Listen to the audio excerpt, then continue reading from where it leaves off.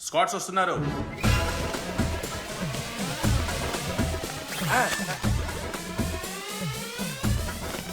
మర్చిపోయి రేపటి ఎగ్జామ్ చీటి తీసుకొచ్చాను సార్. కొంచెం పడిపోరా.